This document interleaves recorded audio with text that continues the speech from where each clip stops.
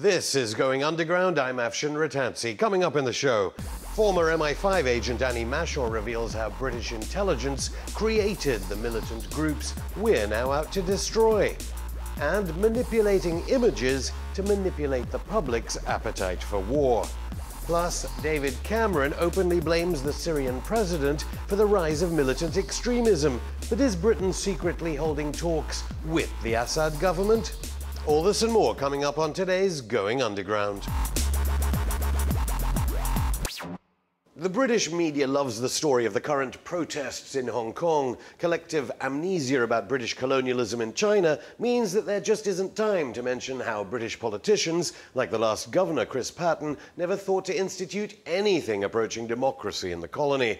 And the BBC, which used to be chaired by Patten, hasn't had the time to remind us about the British Opium Wars. We suppose the fact that David Cameron's great-grandfather ran HSBC, which was founded to drug and kill off the population of China with opium, just isn't news either. More seriously, it seems London's allies in Washington are hijacking any legitimate demands demonstrators in the former colony might have, whether it be Afghanistan, Syria, Iraq, Libya, Egypt or Ukraine. Washington is busy destabilizing nations through something called the National Endowment for Democracy. Here is Ned publicizing its $139,000 of US taxpayer money being funneled to an outfit called the American Center for International Labor Solidarity in Hong Kong. And here's Ned spending nearly $500,000 for something shady called the National Democratic Institute for International Affairs in Hong Kong. Maybe Goldman Sachs, Citigroup, ExxonMobil, McDonald's and the arms company Boeing, which are also behind the US National Endowment for Democracy, would care to drop us a line. All three major parties support war in Iraq now. Even the Liberal Democrats meeting in Glasgow today want bombing. But what about Britain's role in sponsoring ISIS? With me is former MI5 agent Annie Mashor. Annie, welcome back to Going Underground. So is this a continuation of the 2003 war, first of all? I think it's certainly an expected outcome. Even senior spies were advising Tony Blair back in 2003, particularly the head of MI5, Dame Eliza Mannion-Buller. She was saying, if we do this, we are going to be causing more problems in the future and creating new generations of terrorists. And even she has gone on the record since as well and said, we can't defeat terrorism by war. What we have to do is negotiate, as we did with the Provisional IRA. So yes, Britain has a diabolical responsibility for what is now happening to terrorized peoples in Syria and in Iraq.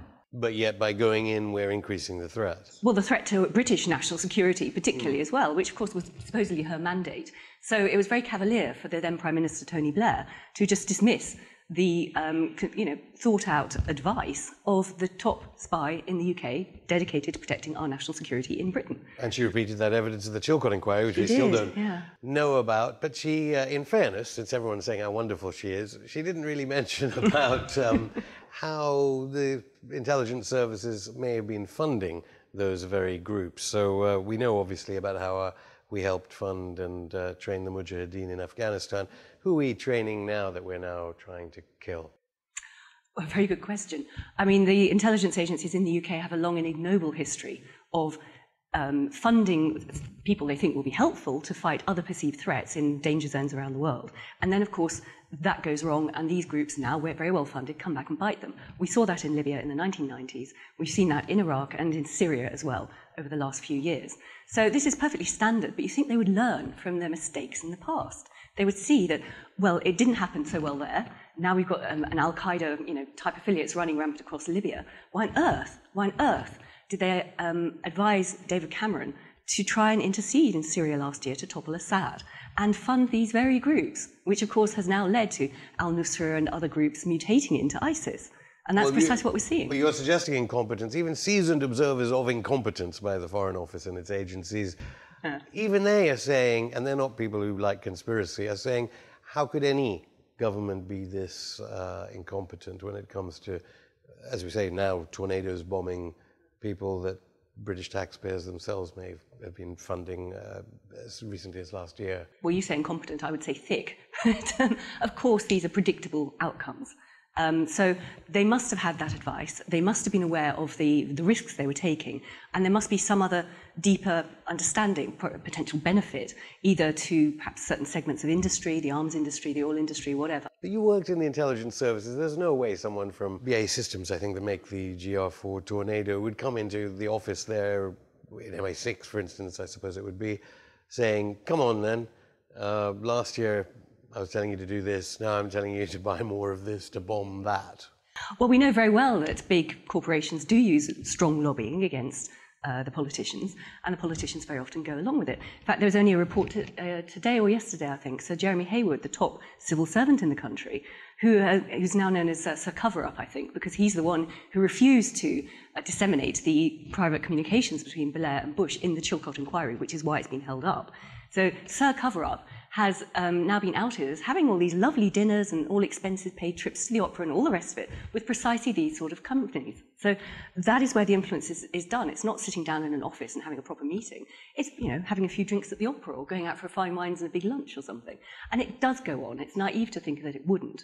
And it's naive to think that parties which are dependent on donations from these big corporations will turn deaf ears to the interests of those big corporations.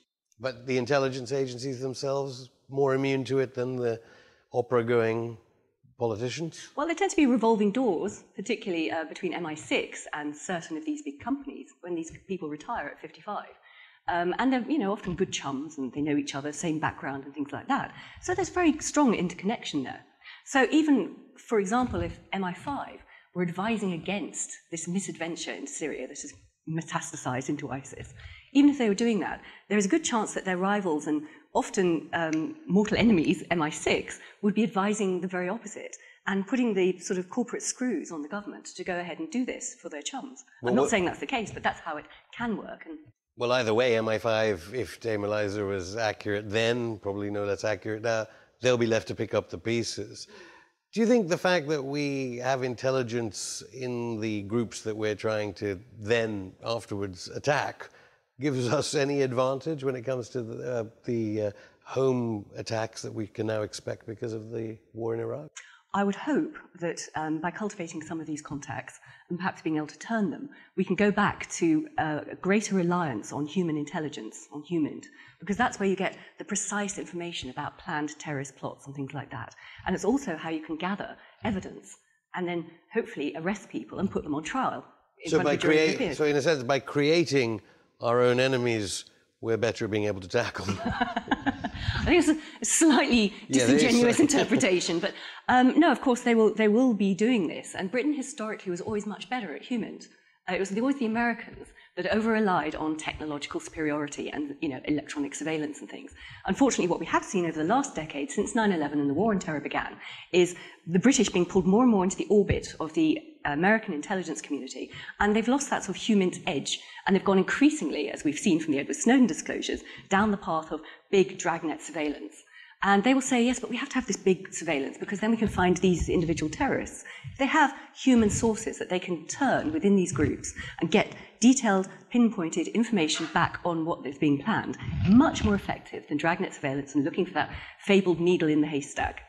So Jeremy Hayward, incidentally, of course, related to the Snowden stuff, because it was him who walked into the Guardian and tried to smash up the computers. Well, perhaps we should call this a smash up then, rather than a cover up. He's welcome to be on this program anytime. Well, but then if we were so good at human intelligence, even journalists were saying, when Cameron wanted us to bomb Assad's troops for the rebels, even journalists were saying that these rebels were obviously allied to forces that back the Saudi Wahhabi cause. Mm-hmm. Why did MI6 not report back immediately to the William Hague or Hammond and say, look, this is a mess? Obviously, they're reading the wrong newspapers. No, it was generally accepted, of course. My enemy's enemy is always going to be my enemy. It's not necessarily going to be an effective friend. So there must be some deeper reason why the spies have not put the brakes on this funding of these And you're groups. suggesting it could be the lobbying? Because as you said, if it's in the public domain that Britain is supporting people that would do Britain harm, MI6 definitely knew that we were doing that. Well, I don't know for sure in this case, but I know for sure in older cases, particularly if we look at what happened in Libya, where Sir Mark Allen, who was the head of the counter-terrorism section in MI6, then went on to work for BP, was one of the key go-betweens between Blair and Gaddafi for the deal in the desert and the handing over of the torture victim Abdel Hakim Balhaj and all the rest of it. So they were willing to hand over people for torture. They were willing to make dodgy deals in the desert, all in order to get the oil deals for BP and other corporate interests. So we know that. It's all on the public record Although now. the then head of BP came on going underground recently and said, actually, it's, that was all coincidence. So how close do you think our ties are to Turkish intelligence then? Because Britain is now in effect supporting the PKK by the Tornadoes bombing, which is a proscribed terror group here in Britain. But aside from that, do you think the intelligence sharing with the French, with the Americans, how do you think that's going? Because we are at war now. Well, we're not officially at war, are we? Well, they voted for war in Parliament. But it's not against with the Islamic State, which they seem to recognise. I don't know. No. But what do you think? That very recognition, they're legitimising it, which is crazy. So it's all this sort of circular thinking that makes a mess of the situation time and time and time again. They will have to be working more closely with Turkey and its intelligence agencies. I'm not sure historically if they did greatly. But one of the problems we're seeing post-Snowden, of course, is this sort of breakdown of trust about how much information you do share between different countries' intelligence agencies. And I think probably Britain will still be working very closely with America, but not perhaps so much with some of its other NATO allies. They will be worried about leakage. And let alone Turkey. Isn't it about time Saudi Arabia shared a bit more intelligence? What was Saudi cooperation like when you were in MI5, and how do you think it's changed now? Do you think they're telling us more about the groups that they've hitherto been funding, or suddenly discovered they are the enemy like we have? Well, I think it's certainly been reported that a number of big donors to ISIS are still in Saudi Arabia. So on the one hand, they're supporting this group, and then on the other hand, they're saying, yes, of course, we'll help our Western allies and our favourite buddies in America to try and suppress this group. They're having it both ways. So I wouldn't have thought that much more information is emerging out of their intelligence agencies. It will be very carefully selected to ensure that they can continue playing both sides of the game. Because arguably what we now know, let alone about 9/11 stuff, if we had intelligence agents within the Saudi firmament, we'd know a lot more about these militant groups that are rampaging across the Middle East. We would expect to, yes. I'm sure they will have agents, but we're just not getting the information. Annie Mashaw, thank you. Coming up after the break, do you believe everything you see with your own eyes? And if you do, you better not read a Murdoch newspaper, especially if it concerns freed Guantanamo detainee Moazzam Begg. All this and more in part 2 of Going Underground. In the past few days, a British citizen previously kidnapped and illegally sent to a torture camp by the Americans was released from a British prison. Before all charges against him were dropped, this is how the Murdoch Times commented on his arrest. How Amnesty chose the wrong poster boy. Yes, to the Murdoch press, even Amnesty International's exoneration of the man was a mistake. And then the Sunday Times said this. Freed terrorism suspect Moazzam Begg back in court. For the Sunday Times, people illegally incarcerated in Guantanamo are always terror suspects. That's even after every US agency, from the CIA to the Department of Homeland Security, couldn't find anything on him after 3 years in detention. But then the British press always plays fast and loose to serve powerful interests. Take a look at this from The Guardian. Ukraine, how to close the door on Putin. Europe can resolve this crisis and counter Russia's aggression, but it needs a clear 10-year plan. The Guardian dispenses with reporting the NATO-backed killing in Donetsk in Ukraine. Instead, it gives a platform to a bizarre neocon, Timothy Garton Ash, who wants a 10-year military war with Russia. Meanwhile, what about that other war we're fighting? RAF, it's personal. We'll hit Islamic State for David Haines. Yep, the RAF tells Richard Desmond Starr that the UK taxpayer is paying £33,000 an hour for flying Tornadoes on some kind of personal vendetta against criminals. This obviously has nothing to do with geopolitical strategy. As for Evgeny Lebedev's Independent, there's one crucial question about our action in Iraq. Is it safe to holiday in Turkey? Good point. Forget the mounting death toll of women and children, let alone the risk to our servicemen and women. Can we go on holiday in the NATO ally that has been allowing ISIS to flourish?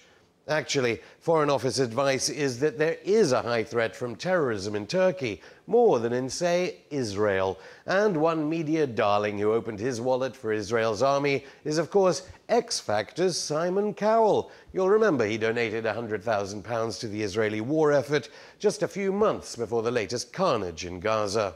You know my views on animal cruelty. Simon Cowell cuts controversial X Factor scenes. Animal cruelty? Richard Desmond's Express should surely be more bothered about the cruelty of X Factor presenters against Palestinian children, not animals. 1 minute the public are tired of British wars, the next they're all for it, and many put that down to ISIS imagery, stills and moving footage all uploaded to the internet. So how can public sentiment be so swayed so easily by pictures? Joining me in the studio is Professor Julian Stallenbrass of the Courtauld Institute of Art. Welcome to Going Underground, Julian. I know we've manipulated this behind here. How easily swayed is the public by imagery? Well, images are incredibly powerful, and they become more so, arguably, as technology has developed. They're all around us. They flow very fast. There are massive numbers of them. They're easily manipulated by all sorts of different diverse agents. So we're kind of moving away from a situation where the mass media had, a kind of lockdown on the sorts of news images we see, into a much more diverse, extremist, arguably, and politically interesting territory. Or does it lessen the importance of the images because they're so prevalent more generally? Aren't they always saying that people are more and more sophisticated now after generations of advertising, but the internet has helped people see through lies in imagery? I think there's a lot of truth to that. If you go back far enough to the great days of photojournalism, those images were largely accepted by the public as truth-telling images. Although, in fact, those photojournalists and the editors who produced those images often manipulated them far more than would be allowed now, precisely because they were analog images. They were thought to tell the truth. And so, they did things like picture collages of the news, which would be a sacking offence now, and in fact has been a sacking offence. Arguably more than now, because there was unless people are just making mistakes in mainstream media, celebrated case of John Kerry trying to persuade the American public to war in Syria using pictures from the Iraq 2003 war to talk about Assad atrocities. Yes. Well, this is something that's been going on all sides as well. And the recent ISIS video, for instance, contains material from all sorts of sources. And it's very unclear often, what those things are and how they're thrown together for particular propaganda effect. But it's interesting to see the state doing the same thing and getting it wrong sometimes. We're fed the Pentagon beautifully produced imagery and pictures, look like Hollywood movies. So there's a kind of persuasion there for news broadcasters to say, we'll show this as how the war is going. Well, that's one of the more disturbing elements, I think, in all this, is the way in which the news media has become hollowed out, really, by the adoption of, more and more business values. So the whole news cycle has sped up, of course, enormously, especially with 24-hour news and blogging and, all of that digital media. There are less and less resources to conduct serious investigative journalism. So a lot of the stuff which comes down from the state and the military sort of PR arms, just goes straight into the news. Is it enough to say courtesy Pentagon, or do you think the imagery itself is so powerful that it makes, certainly here at home in Britain, where we look at the tornado aircraft videos and go, our boys are doing something good? Well, there's more skepticism, and rightly so, especially because there are fewer checks, in the mainstream media. But at the same time, it's hard to know very often, how to interrogate those images intelligently. Where does the information come from? Where does the counter-information to allow us to understand, how we are being manipulated? So there's power there in that flow of images across the news. despite people's skepticism. It's a bit like the way that advertising works. I mean, everyone looks at this picture of a beautiful model. They know perfectly well that the thing has been photoshopped to death and that the creature that they see before them has no reality. MP Brooks Newmark didn't. Well, actually, that was a relatively unmanipulated image grabbed from someone's social media page. That case is ongoing. But sorry, I interrupted you. Go on. Yeah. So, as with advertising images, we know they're false, but they have an effect nevertheless. And I think that news images are often like that too.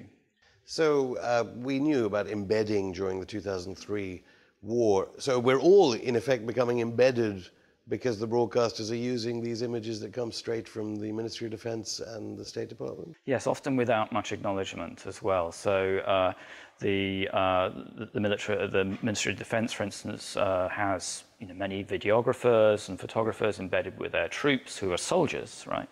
And they're producing very standard propaganda images, which actually the genres of which have not very much changed since the Second World War. Soldiers being nice to kids, military sunsets, these kinds of things. And those go into the newspapers often without acknowledgement of the source. So if you just see an image with a news agency credit but no photographer, it's probably come from the military. Well, given that we don't have the other side, the pictures of the casualties, I mean, there were some video pictures of the immediate casualties caused by President Obama's airstrikes. What are broadcasters supposed to do? Not show the ones from the Ministry of Defense? I think that they should do both. And I suppose one of the very interesting things has been, and you see this very clearly in the attacks on Gaza, is that it's more and more difficult to find populations which don't have access to cameras, to video, to social media, and who can talk back to us directly. And this is a hugely positive development in a sense. But far more were killed in Gaza than in, say, the latest advance of ISIS. And yet we had all that imagery of the killing of so many men, women, and children. It didn't seem to have any impact on public opinion, or did it? Or is that why the Israelis stopped bombing? I think that the Israeli state has yet to fully catch up with this development. I think that internationally, at least, that flow of footage out of Gaza did them a great deal of damage, as did, these images of Israelis sitting in deck chairs, watching the bombardment going on as if it was some kind of sport. I think that there's an evolving global humanism, in a sense, which comes out of this flow of images. And it's true in Iraq as well, at least, whereas the embedded footage and the photographs were very controlled, very rarely showed blood or casualties or anything of that kind, and, concentrated on military competence and heroism and so on. The Arab media offered, very systematically, completely the opposite view, and they talked to civilians extensively. They showed their plights and they showed what had happened to them. And sure enough, governments tried to ban them. Of course, after that. What do you think about those experiments of subverting what you're allowed to tell? The South African photographers Broomberg and Shanara, is that right? Trying to subvert it by having pieces of photographic paper. Do you think it worked? What they did in that case was a very interesting mutation of the embedding thing. So they were offered an embed with the British military in Afghanistan. And indeed, they were obliged to take propagandistic photographs while they were out there. So they would take these on their digital cameras and then delete them every night so that the military couldn't use them. But they also took with them this massive roll of photographic paper and exposed it at certain points when newsworthy things happened. And what they got was this series of prints which are rather abstract, but nevertheless they look rather somewhat dusky, like a dusk sky, but also very abstract, with kind of thing. Yes, because it's simply the imprint of light without a camera on the paper. But also rather sort of bloody elements as well, rust reds and so on. And they titled them using these, the news events. So they were ways of saying, well, there's all this stuff that we can't show you, in a sense, and here is a sort of sublime, abstract photographic work in which you can imagine it.